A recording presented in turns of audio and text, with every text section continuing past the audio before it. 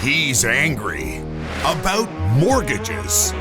It's Angry Mortgage. He's swearing. He's cursing loud. He's old. He's opinionated. And he's been doing this so damn long.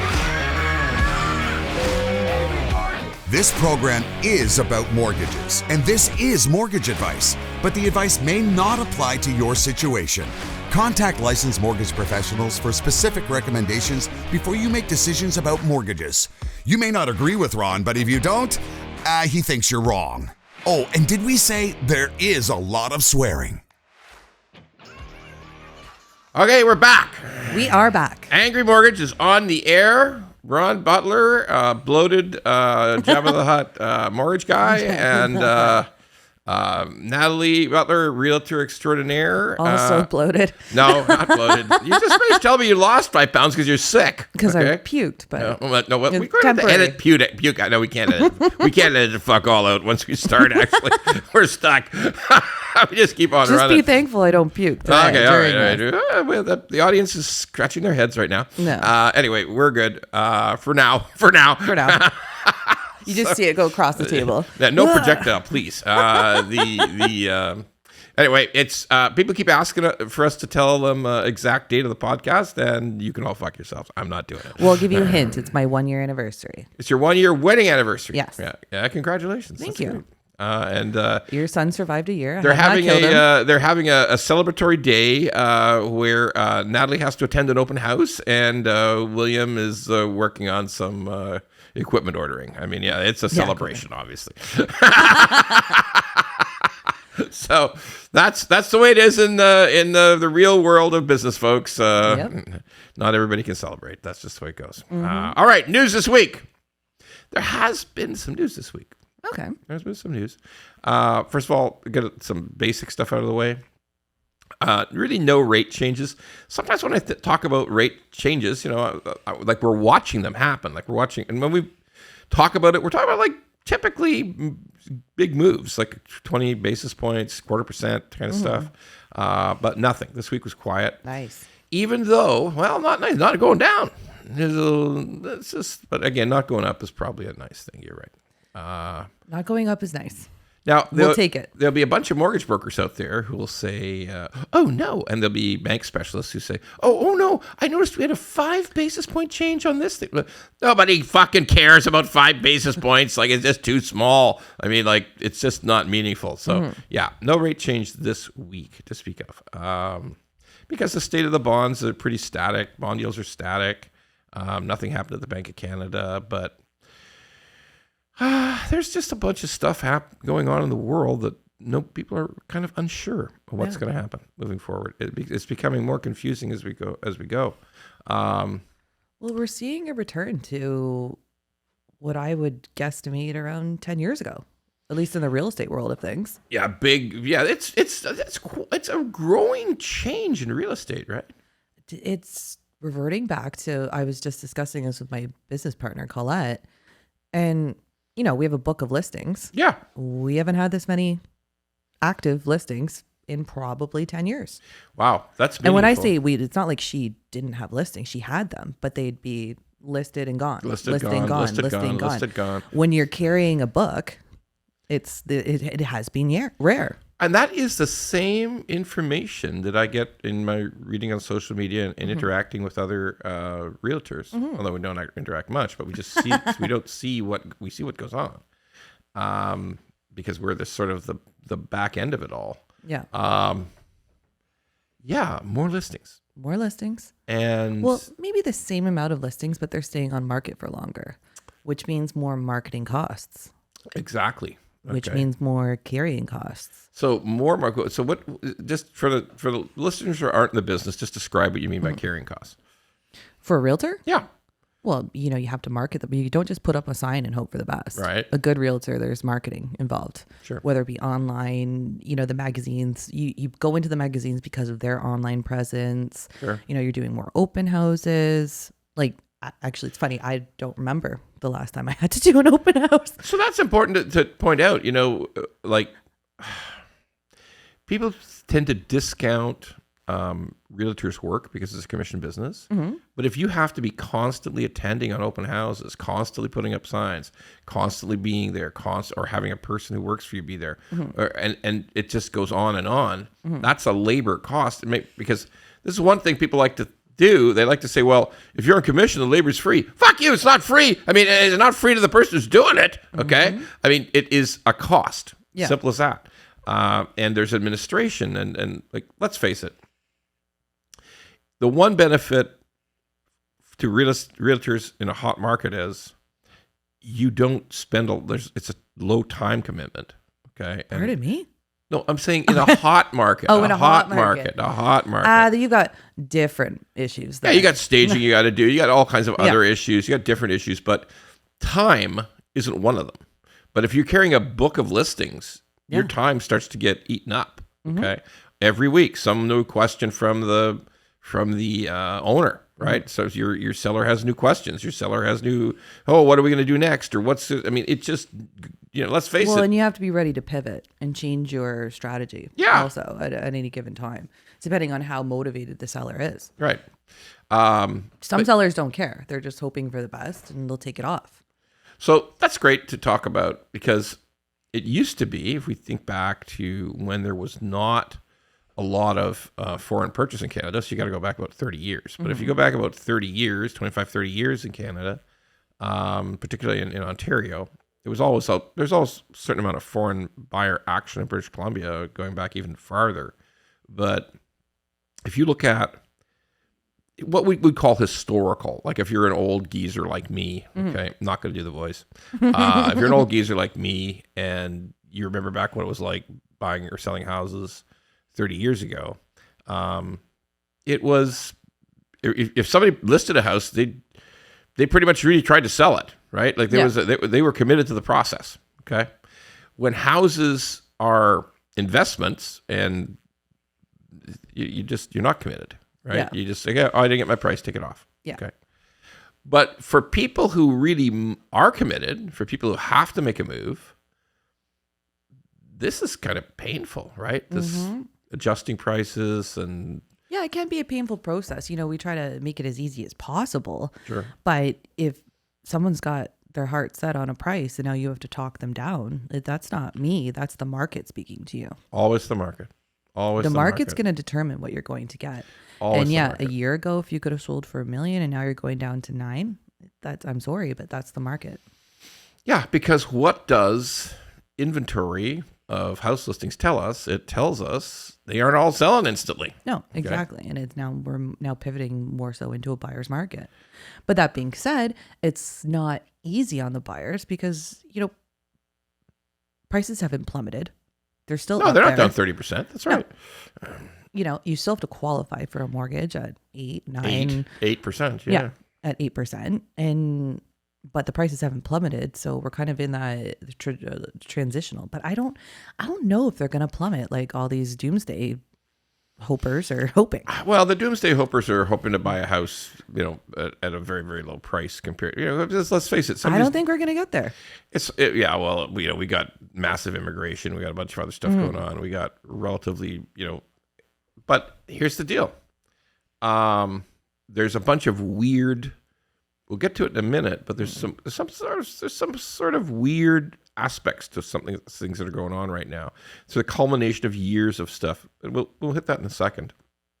So, but this typically explosion of listings and houses not selling quickly does eventually lead to lower prices, right? That's the way the real estate market works. But the way to look at it is a year ago, year and a half, it was fucking stupid out there. Yeah, or list a house, sell it, boom. Stupidity. And even if you sold at a stupid high price, you had to buy at a stupid high price. Yeah, agreed. Yep. So now we're calling it, I wouldn't call it a plummet, it's a leveling. We're going down to where we should be. That's fair. Makes sense.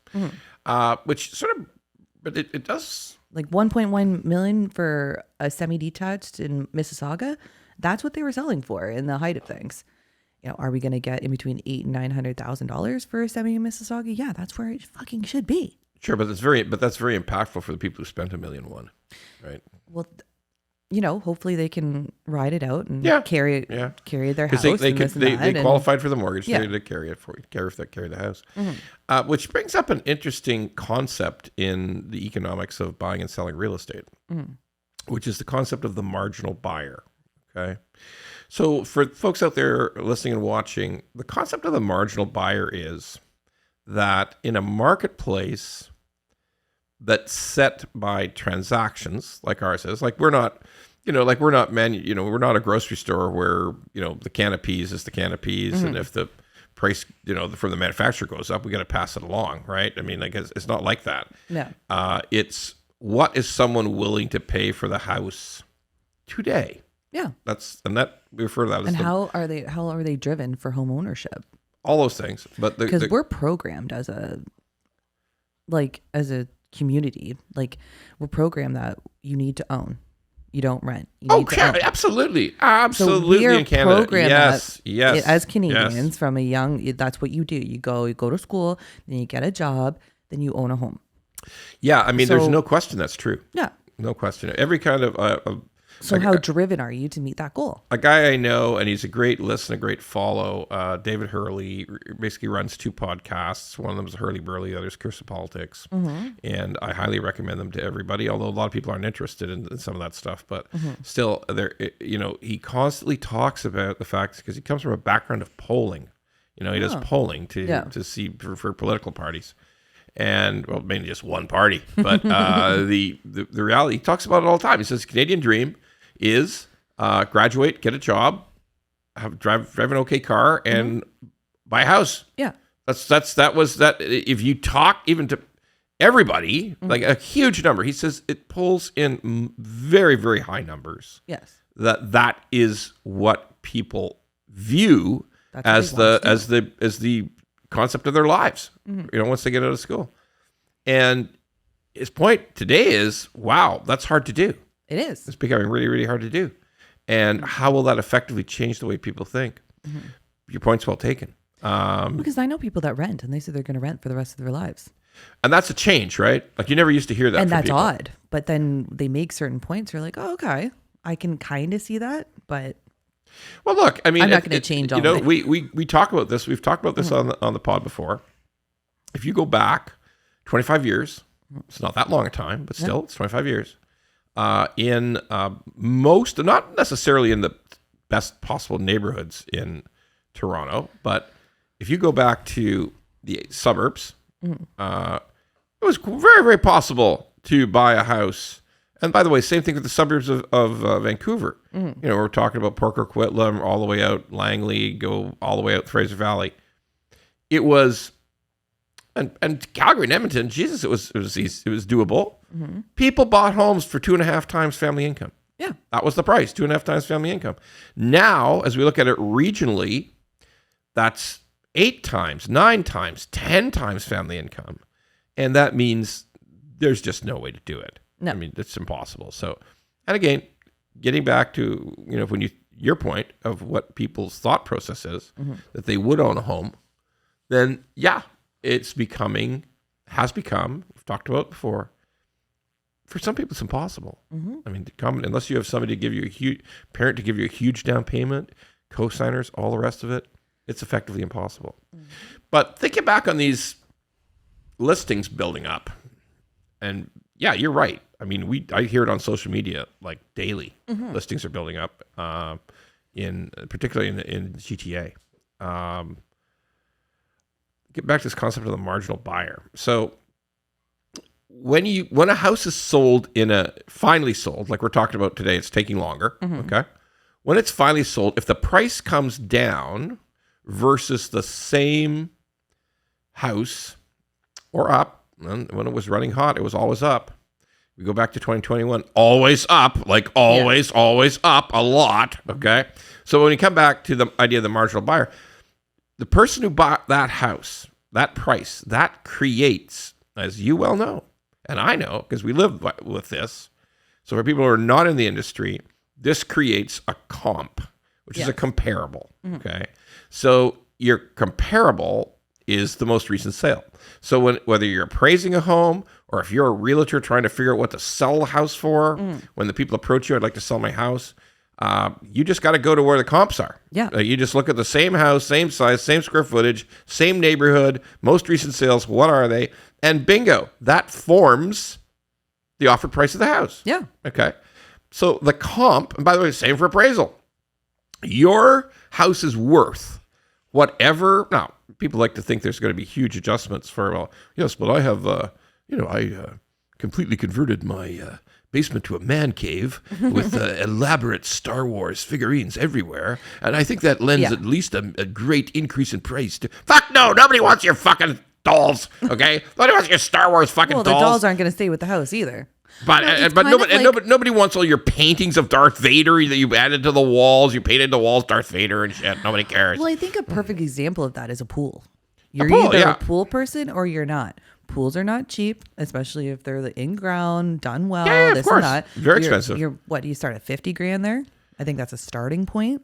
But what about all the people who don't want the pool? Exactly. So they see it as wasted investment. Well, they also see it as a pain in the ass. I don't use the pool. I don't want to maintain it. I don't want to maintain it. How am I going to fill it? Yeah. The stuff like that. Is it fair to say a pool is neutral in pricing?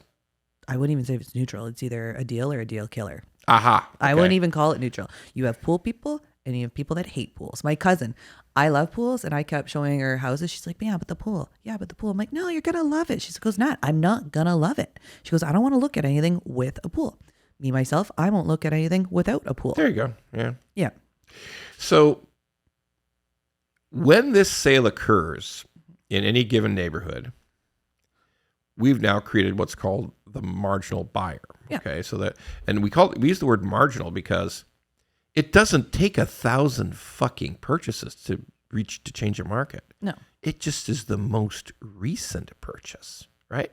So you hear that sometimes, that people would say, oh my God, he sold this house so low and he's fucked us on the street. You've heard that story before, right? Oh, yes. Lots. Right. Yeah. So it just takes one. So that's why we use the word marginal. It only takes one to change the price in a neighborhood and a couple to change the price in a region. Well, yeah, and that's why these prices are changing almost weekly. Yeah. Like I have clients, oh, well, you told us we could sell for X amount. I'm like, yeah, that was a year ago. Things have changed. I'm sorry, but you have to understand things have changed because Joe Blow across the street, they sold for this much and they have a fully done kitchen and new bathrooms. And yours are old AF. And you don't. Which, by the way, because we swear on this show, is old as fuck. Yeah. Okay. So, I mean, it's wild. I mean, like, it's meaningful because here's what you and I know is that when people start to look for homes, they suddenly become experts on everything to do with a house. Oh okay? my God, yeah. Right? I love when the dad or the father-in-law shows up with a fucking tape measure. Fuck me. Love yeah. it. Oh my God. Jesus Christ. Okay. Like, yeah. I had to have one home inspection. Oh, well, the toilet's a little wiggly. What? Yeah. Does it run? Does it flush shit down the toilet? Will the shit leave the house? Yeah. Yes, indeed it will. Yeah. Okay. It's wiggly? Shut up about I the don't wiggly. know what to do about Jesus wiggly. Christ almighty. Yeah. So that's what we're looking at today in the GTA. And I'm hearing that's sort of what we're looking at in the Fraser Valley as well. I mean, Calgary sales still seem pretty solid because still they've had this huge growth in population, but we are hearing about more listings. Marginal buyer doesn't want to pay as much because there's just fewer buyers, right? It's hard to qualify. So therefore there's fewer buyers. So what other news this week? One big announcement, like these guys, Justin Trudeau's plane breaks down. He's in India. People in India people in India are ignoring him. I mean, I don't want to make it sound bad because there's, for Canadians it's hard to understand because there's a lot of complicated politics when a Canadian prime minister goes to India. Okay, because we have a big constituency in Canada of people from a part of India who are pissed off at some other people in the rest of India. Yeah. Okay. And anyway, what we're doing is because we have this huge population, which by the way, more people come to Canada from India in the last 2 years than from any other place. Period. End of story. No discussion. It is big. And as I've said before, I'll just be honest with you. I kind of support that because I know a lot of these folks. I've met them. I deal with them. We deal with them in real estate. I deal with them in mortgages. And they're hardworking people. Okay, they are hard. Like when I go out and I see everybody who's driving a truck in Toronto, everybody who's driving a delivery truck, everybody who's works in these not so nice factories. Like I don't know. I don't think any factory is actually beautiful. Like, do you know anybody who loves their factory job? No, I do not. Your dad worked in a factory for a long time, right? Oh, yeah. My dad just retired from Dofasco in Hamilton. I worked there for 2 years. That's steel, right? I mean, no, does anybody love that job? He loved his job. Did he? Really? Oh, yeah. He loved the shifts. He liked the job. Well, I wouldn't say he loved the work, but it was just a good job. It was a good job. It's a good paying, good job. Took care of his family. Took care of his family. Yeah. Was the family man type. But as soon as he could retire, he did. Yes. Like he's not like a 66-year-old fucker like me who's still in the mortgage business. Okay. Like, I mean, no. Well, I've already planned your retirement speech, Ron. It'll be your eulogy. It's a two for one. Yeah, it's a twofer. It's a fucking twofer. It's eulogy and retirement at the same time. Welcome to Ron's retirement. Ron died. No, I guess he's finally retired. Fuck. Anyway. I'm going to stuff you like a bear and just put you in the middle in your office. Ron, taxidermy anger. Ron angry. Fuck. Mad. I look pissed off when they they don't allow taxidermy of people. I don't think they do. I guess against the law. Yeah.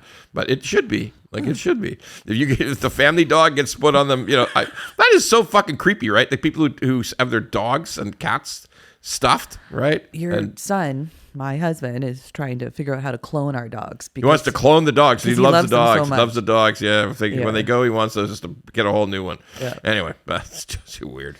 So the feds finally they finally fixed the plane. They had to fly parts in from Canada. Basically, you'd be pretty. I realize Justin Trudeau doesn't really give the tiniest fuck about what I think. Sometimes I'm not sure he gives a fuck what anybody thinks. But like the bottom line is, we're always thinking, that's really embarrassing. Huh? Why would he though? Yeah, but care. Yeah, why would he care? I mean, like he's been prime minister for 8 years. If it doesn't work out, he's still a famous guy. Everything's fine. He's rich anyway. Comes from a rich family. Okay. Here's the deal. Are you embarrassed that all your other world leaders can fly out on time because their plane works, but your clunky plane just broke down? Okay. Like are you embarrassed or you just don't give a shit? No, take me to the hotel. When we leave, we leave. But he did have to fly back. He was running late. Like he got there at the last minute.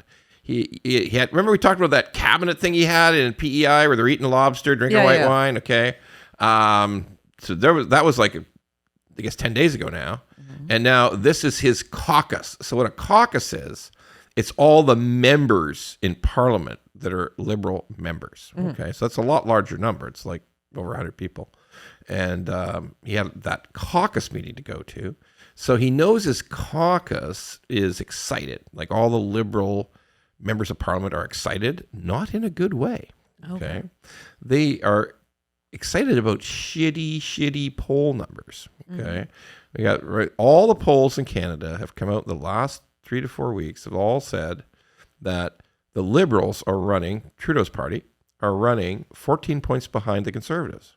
So if election were held today, they just lose big. Yeah. Like they lose big. Now, there is no election being held today, but it gets everybody excited. Like if you're a member of Parliament, you kind of like your job, you got another 4 years to go until you get the big pension. You're thinking, fuck this, I want to stay. Like everything was looking good before, everything's fine, and now it's looking bad. So fuck you, Trudeau. I loved you before, but fuck you. I'm mad at you now. Okay, I want to hold on to my job. I want to get that pension. Fuck, I'm mad. Okay. Well, how long do they have to be to get the pension? I think it's like 8 years.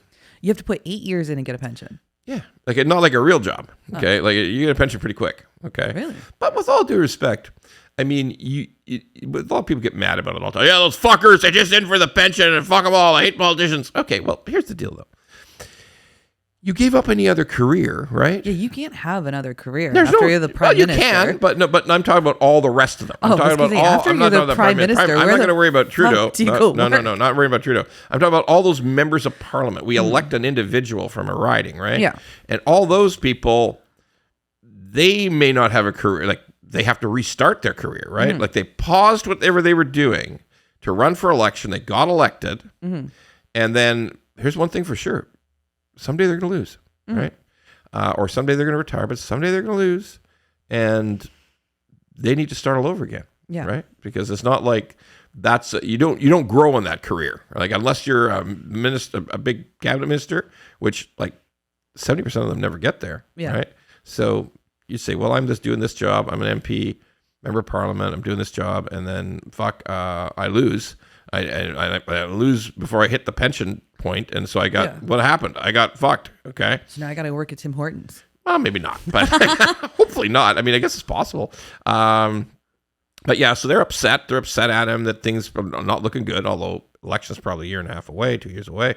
Still, they're mad because they might be in a bad spot. Yeah. So they're angry. And so he's never had to face that before. He came back to that anger. So what do we got? We got announcements coming. We got announcements. So I won't talk about announcement about a pending announcement about a pending announcement. But this time they actually made an announcement. There was two main announcements that came out. One of them's really, really, really fucking stupid. Okay. It's like, hey, I'm mad at the grocery CEOs. I'm mad at the people. I'm mad at it's the CEO's fault, which is just borrowing a page from Jagmeet Singh, who's always yelling about greedy CEOs. Fuck them. They're bad people. Fuck them. I mean, look. Here's the deal. I'm not in love with any grocery CEOs. Like, I'm particularly mad at the Weston guy. Like, the Weston guy actually... the bread guy. The bread guy. The guy who ran the fucking fraud on us. The fraud. Bread thief, okay? Did you apply for your rebate? Yeah, I got my 25 cents. I think I won't cover all the details, folks, but that guy's... Fuck that guy, okay? Fuck Galen Weston. Yeah, bread thieves, fraud artists, price fixers... Fuck them all. Okay. I know that one thing I know for sure is I'm not going to get a lawyer's letter from Galen Weston because he couldn't give one tiny shit what I think. But anyway, that's the new thing. The big announcement. I'm going to get all these CEOs in a room and I'm going to get them shit and they got to get their prices down or I'm going to do some shit. Like, it's just bullshit. You can't do anything. You can't do. What can he do? Like if the price of feed for the hogs is up, I guess the bacon's going to go up, right? I mean, like, what the fuck can he do about it? I know there's a bunch of listeners and people saying, yes, but they're big profiteers. Yeah, they are profiteers, but at the end of the day, it's a lot more about food inflation than it is about them being profiteers. Like, honest to Christ, you can ask any farmer anywhere and say, are your costs up? And they'll say, fuck yeah, they're way up, okay? Anyway.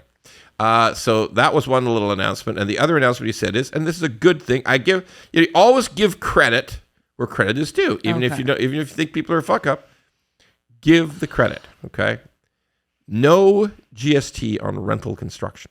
Okay, that was another. Yeah, you're right. It's what's that mean? So, first of all, it's not about people buying condos at all. People, the average and the guy who's an investor buying a condo to rent out to somebody. No, they're talking about actual buildings being owned by one corporation and renting the units, right? Correct. Okay. So this is like we refer to this in the business as purpose-built rentals. Okay. That there are people that you dig a hole in the ground, you get the approval, you go to the city, you say, I will tell you, we will only rent these suites. One big corporation will own this 25-story tower, and we will rent all these units as a company. I can't remember the last time one of those went up. It's picked up. Like you are correct. You're really correct. Like they were big and they were big forever. Like there was, if you drive around older parts of Toronto, Mississauga, you'll see apartment towers. Like they are apartment buildings. They're owned by big corporations. They exist. But then all of a sudden in the 70s, it stopped because there was no longer any government support for it. Well, I was born in the 80s. You were. So sometimes when I talked about, people just shake their heads and say, fuck, is he old? Talk about shit like, why don't you talk about what happened in Roman times? Okay, yeah. Like why don't you talk about the Roman conquest or something? Like, anyway, you're right, stupid. But yeah, lots of them, then none of them, because the what happens is the economics changed. That a builder who used to build an apartment building and then sell it to a landlord company suddenly said, well, if I build these condos, I can make more profit. Like this thing where I sell each unit individually, like each unit in the place gets a mortgage, so I can make more money. So they took the government supports away from purpose-built rentals, and all of a sudden the condos filled it in because condos were very profitable. Okay, builders thought this is the greatest thing could be. I love this. But now I don't know how profitable these condos are. Well, that's why they quit building them. Yeah. So purpose-built, the government kind of recognized this was a problem. They didn't recognize it for 25, 30 years because, nobody was saying anything. There's enough rental stock. Now, of course, now we're in trouble on rentals. There's not enough rentals. There's not enough new stuff getting built. And it's becoming an obvious crisis. So what to do? Well, a couple of years ago, again, give credit where credit's due, the government devised a program through CMHC that greatly enhanced the idea that I could build a purpose-built rental. I'll build a 30-story unit, and then I'll sell it to a REIT, and it makes sense. Like, it all makes sense. Like, it makes sense for the REIT, makes sense for me to build it.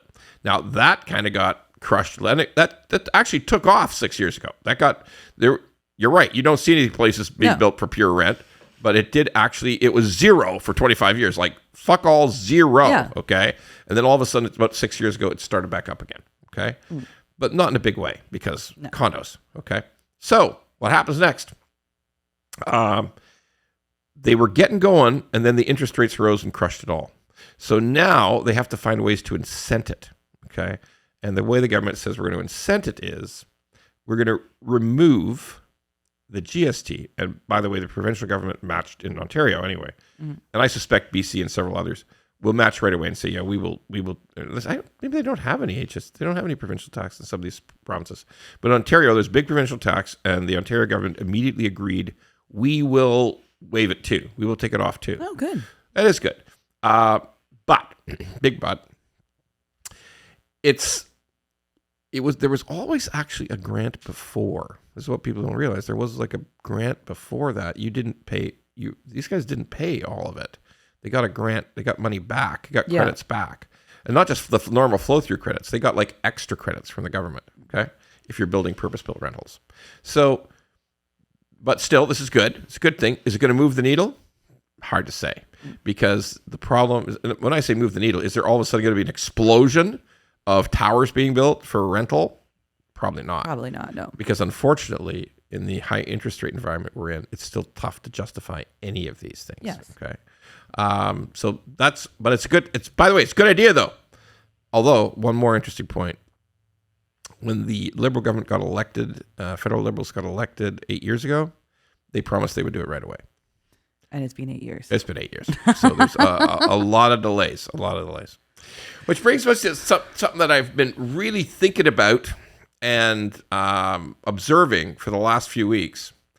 And we're even getting some phone calls on it in the company.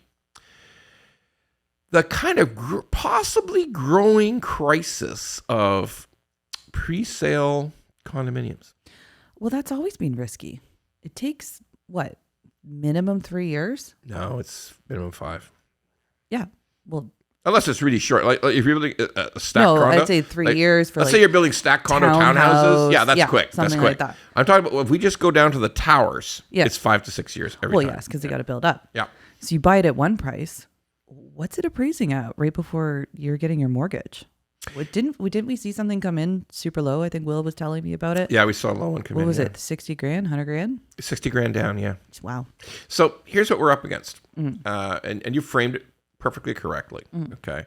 That when you buy these units, so I'll just run it out for people who have never done it. So there's a guy buys a chunk of land, or a company buys a chunk of land, says, okay, got to go to the city. That could take years. You finally get an approval for it. You get all your approvals done, which takes forever. We're going to do a show about approvals one day. Like, I mean, holy fuck, it's fucked up. Let's get someone from the building department in. Oh, no, fuck that guy. I don't want to start. I don't talk to him. He'll just say he or she will just say some fucking lies. Okay? Just some lies. Fuck you all in the building department. Okay? So here's the thing. You decide, okay, I got the approvals. I can finally get this thing built. Then you have to sell it. You have to have pre-sales. You have to open a sales office. Which is basically the fundraising for the project. And that's a good way to describe it, because it's like crowdfunding. Yeah, well, it's not crowdfunding. They are really signing on the dotted line. They're signing real contracts. They're committing to buying this unit. So you have to have that, because you can't get the financing to build, to start to really expensive, tens of millions of dollars, right? So you can show that people want them. And you have to have contracts in place. You open your sales office, you tell people about all the beautiful amenities that will actually turn out to be kind of shitty later, but you pitch it. There's salespeople, there's money spent on selling. Yeah. So you got people to sign up, sign contracts and typically it used to always be for years, it was 20% down. That's coming down a little bit now, okay? You had to give a deposit. You had to come up with 20% of the value of the unit and give it to the builder. Now, that's not crooked. That is typically always held in trust. You and I haven't heard too many problems about people. I've never. No, that has always worked out pretty good. So it's not a dangerous thing to give a builder deposits. But what the problem is that you could have the sales center open to sell you these pre-construction condos, and there's a building right next to the one that's going to be the hole in the ground, okay, that's going to turn into your condo in 6 years.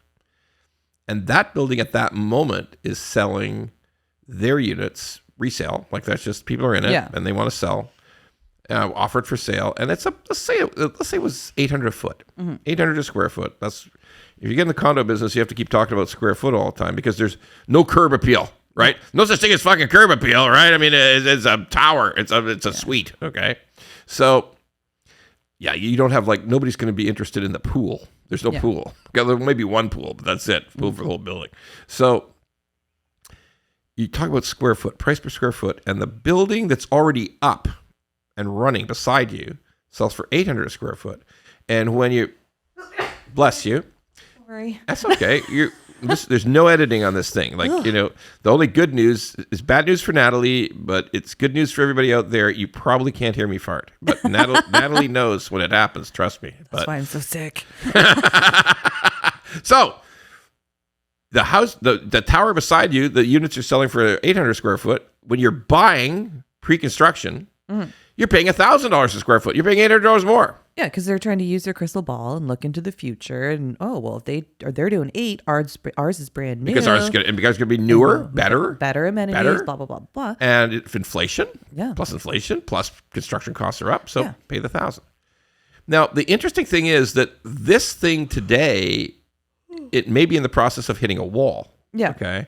Because I know there's sales centers that have opened lately and sold fuck all nothing.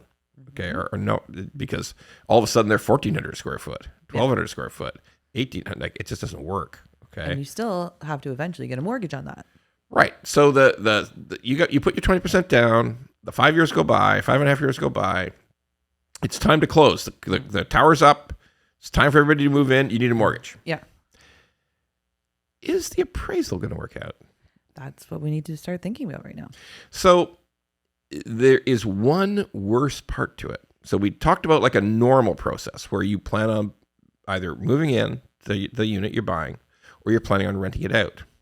There's something else in the condo world called sale by assignment. Yes.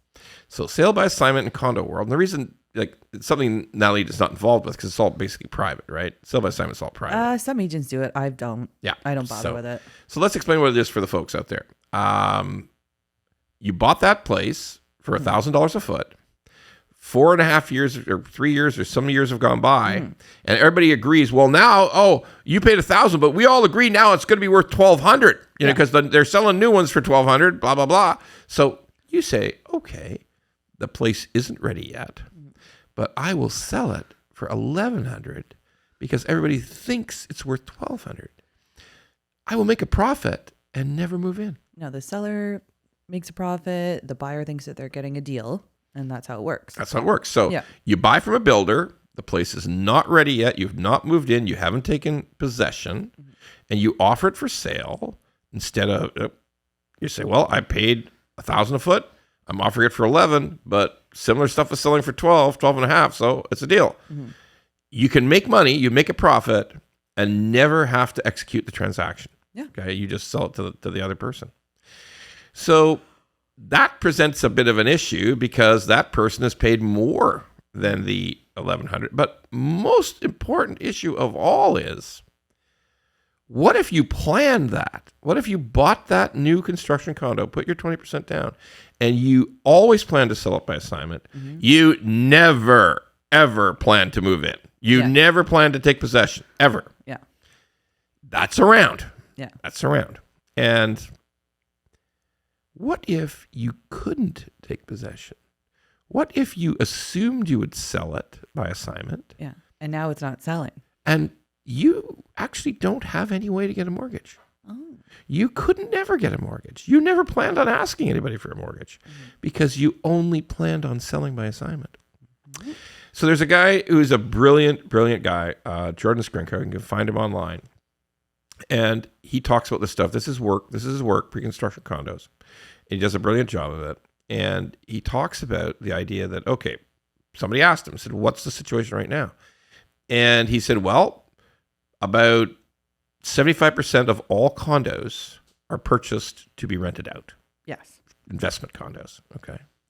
He says, and then he says, of the 75%, about 50% of those hoped and planned to sell by assignment. Yes. That was their plan.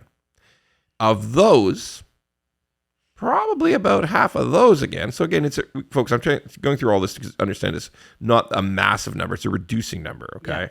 But of those, about another half could never get a mortgage. Like they don't do much, they don't make enough money. They don't show enough money. They're holdcos that were just designed to flip investments. They're whatever it is. They are not going to be able to get a mortgage. Yeah. Okay. So that's interesting, right? So and it gets worse as time goes by.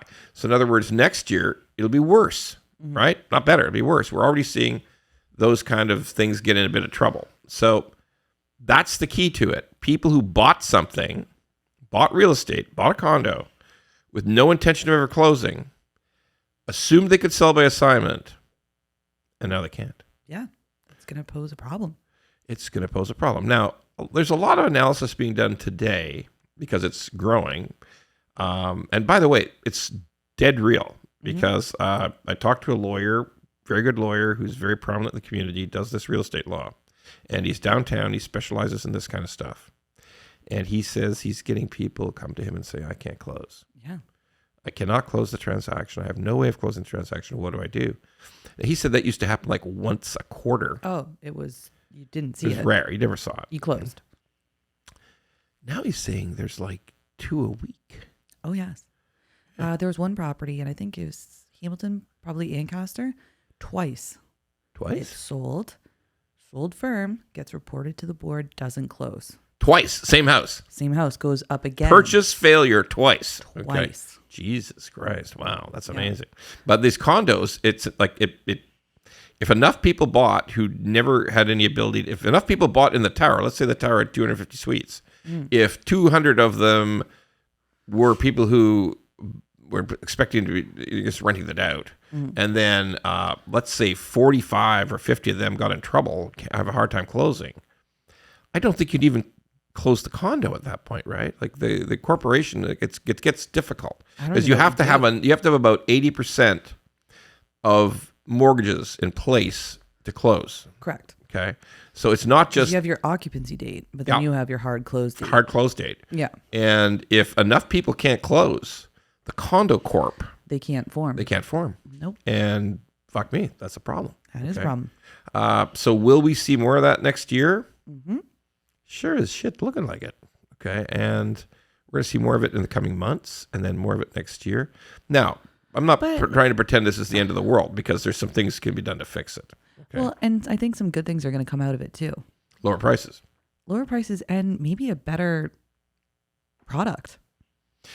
Yeah, maybe not just 400 square foot condos. I know. Maybe they're actually going to be condos that people can use and not just be happy out. to live in instead of just be an investment product. Yeah, because that's certainly what's happened. Too many 485 square foot condos. Way too many. Yeah, they're just throwing them up, and I like to say too fast, although they do take a while. They take a while, yeah. But let's build a better product that actual families can live in.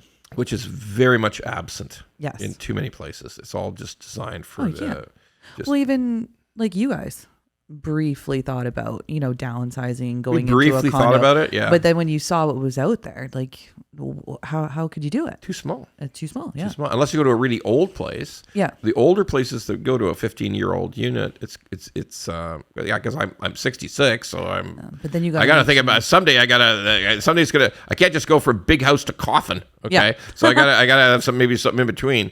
But quite right. The old buildings had bigger units, much bigger. Yeah. But the fucking fees were through the roof. The monthly condo fees were through the roof. Okay. So they were very expensive. Like I think we looked at one building briefly. We never even went there. We just studied it. It looked nice, but then the condo fees were like $1,800 a month. Yeah, they were. It's through the roof. It's just crazy. So this is a growing problem because of the volume will increase, not decrease. Like unless interest rates come way down, way fast, this will continue. And I was getting to the idea that it's not necessarily deadly, and I'll explain why. If the builder is rich enough, the builder can just buy the units that blow up. Like if the sale fails, if the purchase fails. I think that's what's happening. I think so too. Yeah. Because they still get to keep the deposit. They get to keep the deposit. They get to keep the deposit. You don't get the deposit back. They get to keep the deposit. If you can't close, he puts that in his pocket. So then, but he can also, if he's a rich enough builder, he can take those 20 units that failed, buy them himself. The condo corp can form, okay, and then he can sell them off and possibly sell them at a reduced price because he's keeping the 20% down payment, right? Exactly. So, but how does that affect the pricing for the rest of the building? Are they a little pissed off? Oh, look, the builder, I paid $600,000. The builder was stuck with 20 units. He's now selling them for $500,000. Like, what the fuck happened? Like the day after closing, I've lost money. So, look, none of this is good. It's all a bit fucked up, or really fucked up. But it's also a function of an environment where we got to the point that there were thousands and thousands of buyers of condos who planned on never closing. You don't see that in fucking Saskatoon. Okay, yep. That doesn't happen in. By the way, did I say fucking Saskatoon? I didn't mean that. We love you in Saskatoon. We love you people. You're the best people. I didn't want to say the city's fucking or anything. There's probably some of it going on in the city, but like I'm just saying that. No, sorry, but I'm not. What I'm suggesting is, if somebody builds a condo building in Winnipeg or Saskatoon, which is a great place, or numerous other cities in Canada, the people buying them expect to close. Live in them. Either live in them or rent them, but they are 100% prepared to close. It's not like this, I'm speculating in units. Yeah. Okay. That's a thing for Vancouver and for Toronto. Well, GTA. Whole GTA, yeah. So that's something we got to keep our eye on because I think there's going to be more of it. And even though there's a way to make sure the building closes, if the builder's got enough money, they can buy those 20 units that didn't close. If it turns out to be 50 units, maybe they can't. I don't know. We just got to watch and see how it unfolds. But it's real. It's happening. It is. It's a real problem. I'm not making that shit up about the lawyer. Once a quarter, now 2 a week. Yeah. Now, some of them he resolves. Some of them he figures it out. Yeah. Some of them he just explains to them, you're in trouble. Like they're going to follow you. This is called non-recourse. What we call in Ontario, particularly, it's non-recourse. If you fail to do this, they'll keep your deposit. If they sell it for less, they will come after you for the difference, and they will win every fucking time. They'll win because there's a mountain of case law, and they will garnish you your wages. So basically, if you think you're going to get out from under it, you have to go bankrupt. Okay, that's the only escape you have. So yeah, it's a big, not good thing here. Okay, actually, I meant recourse. We're a recourse province. Non-recourse, we can just hand the keys in and walk away. Okay, but we are not that in Ontario. We are not. They will come for you. They will get you. Okay, and like I said, the case law. My God, there's like hundreds and hundreds of these cases. The guy who walked away from the purchase loses every single time. Because you're in a binding contract. That's what it is. You have promised to do this. 100%. So, favorite part of the program now? What the actual fuck? Is here. And, by the way, I was out. I had an experience this week. Uh-oh. That I was out at a couple of. I don't get out much because people don't want to see me. But nobody invites me anywhere. But I was at a couple of industry things this week, and strangers were coming up to me, and people I know, and saying, "We love the podcast," which is nice. I'm glad you all love the podcast. Mm-hmm. All you people in the mortgage industry, I'm very happy you love the podcast. We're glad you enjoy it. But it was also unfortunate because we were on the podcast for consumers. We were on the podcast for people who say, "Oh, I like this swearing fat fuck, and I would love to get a mortgage from him. Yeah. That's what this is really aimed at, right? So even though I thank you, everybody who came up to me and thanked me and said they enjoyed it.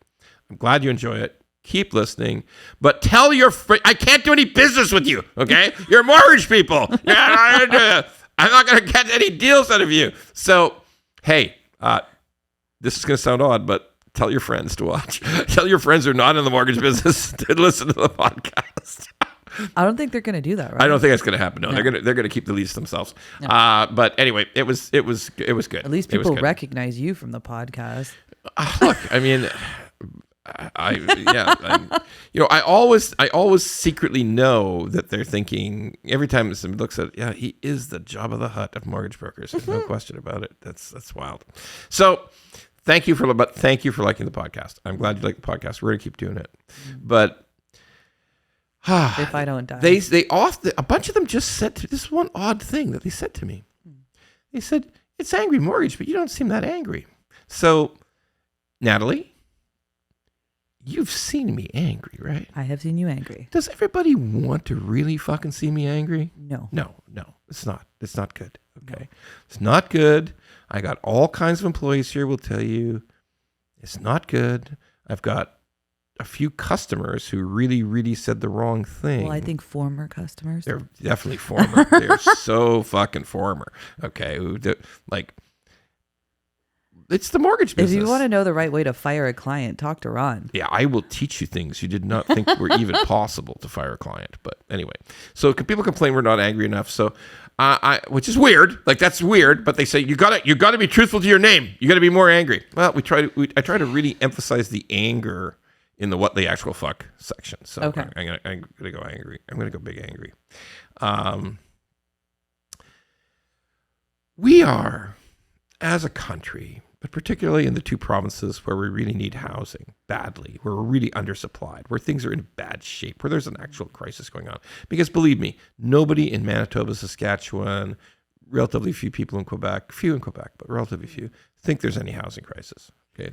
Well, it's hard to see a housing crisis because, like I said, we're holding inventory now on the market as realtors. Hard to see it, but no one can fucking afford it. Right. Still. No one can afford it. Exactly. The rates are too fucking high. And you pointed out yourself that the rents are fucked up. Yeah, okay. They are. In the GTA and in Vancouver and in the Fraser Valley. And it's getting that way in Calgary. I mean, they've grown so much, the rents are through the roof. Everywhere. Okay. Everywhere. Maybe not in Quebec, maybe not in Winnipeg, but in lots of Canada, the rents are fucking nuts. Okay.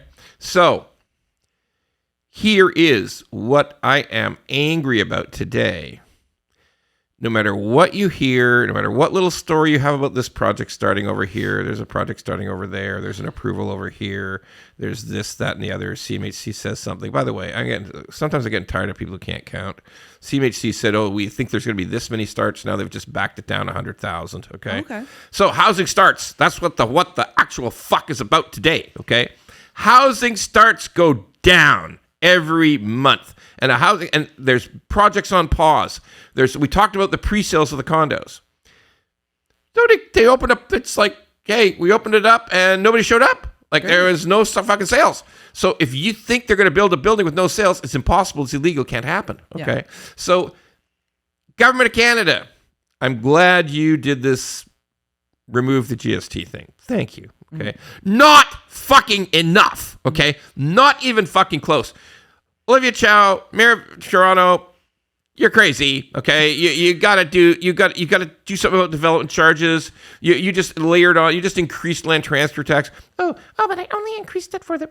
I don't do her voice well. Okay, I'm not gonna because one thing I'm gonna avoid doing, even though I can do it very very well, is I'm gonna avoid doing all ethnic accents. No ethnic accents. No ethnic accents. There will never be that.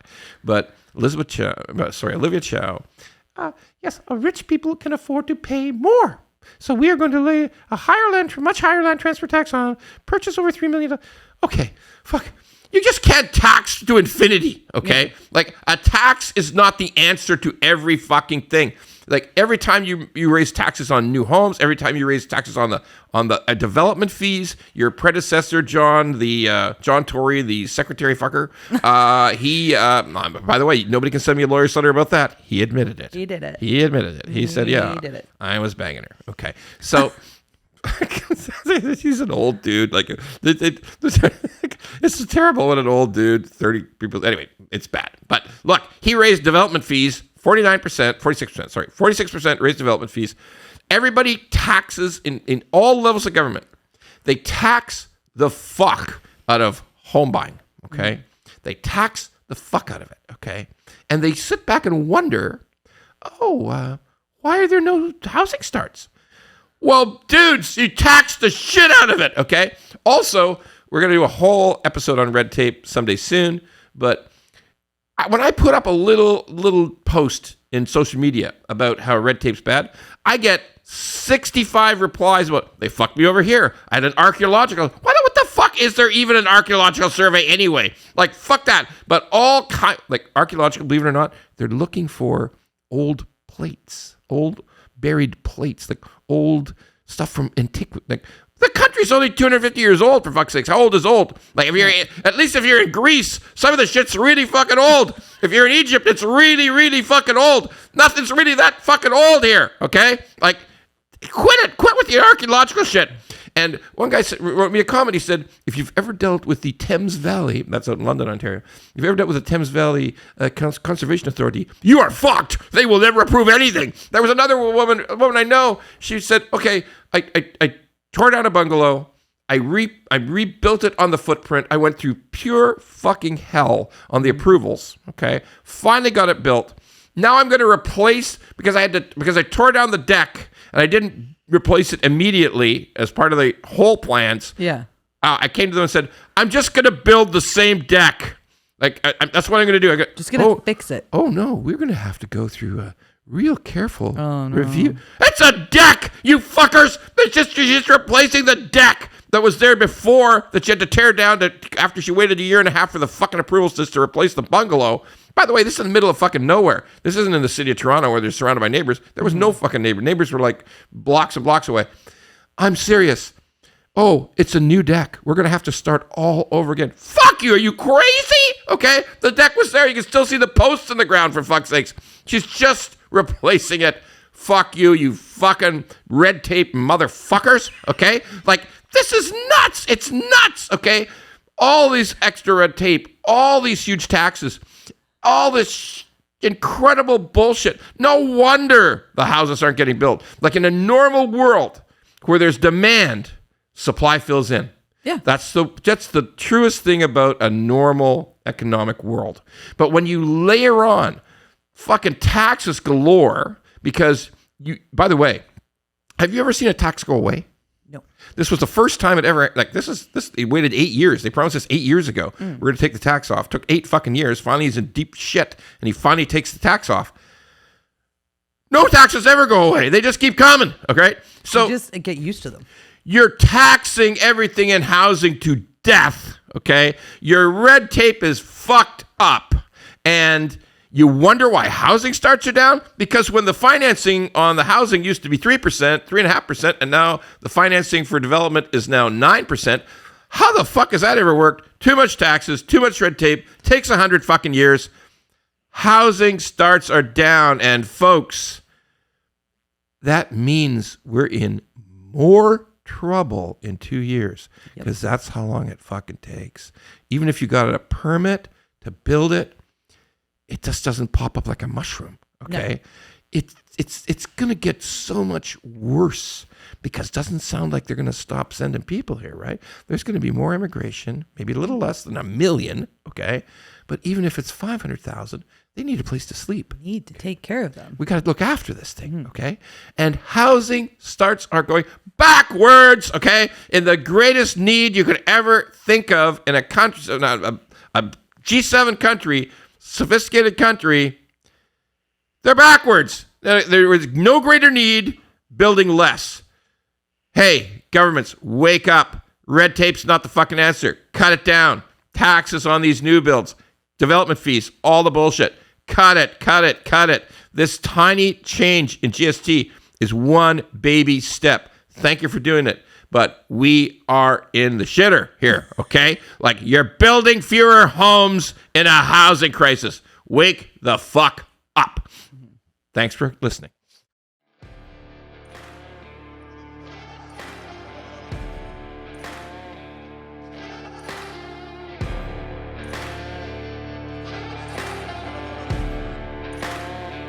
If you like the pod, well, don't just sit there. Go to YouTube, Apple, Spotify, and all the other ones and like the pod. And don't forget to subscribe so we can keep being angry at mortgages and swearing about mortgages. Angry Mortgage could use your support.